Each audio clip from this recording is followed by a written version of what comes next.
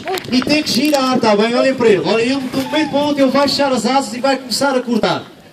Olha ele a flechar as asas. Fantástico, muito bom mesmo. Vai fazer um bom picado. Vai-se colocar de frente para o vento, pois o vento está a soprar nas minhas costas e a qualquer momento ele vai descer. Olhem, fantástico, bem grande, bom picado. Olhem para ele. Vamos lá ver, agora vai controlar o vento e a qualquer momento ele vai então mergulhar um pouquinho mais à direita.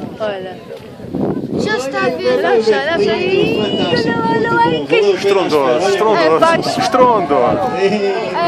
Os patricistas vai tudo mudar para o Sporting já hoje. Fantástico. Então os dragões, eles mudam. Eles vão para os Muito bem. Aproveitem para observá-lo enquanto ele está aqui, como vai sair novamente. Não sei se vai pousar aí ou se vai voar mais um pouquinho. Vai ser recolhido daqui a pouco.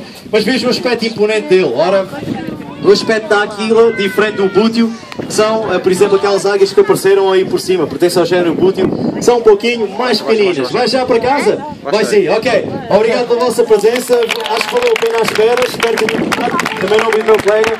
Até à próxima, bom resto de passeio.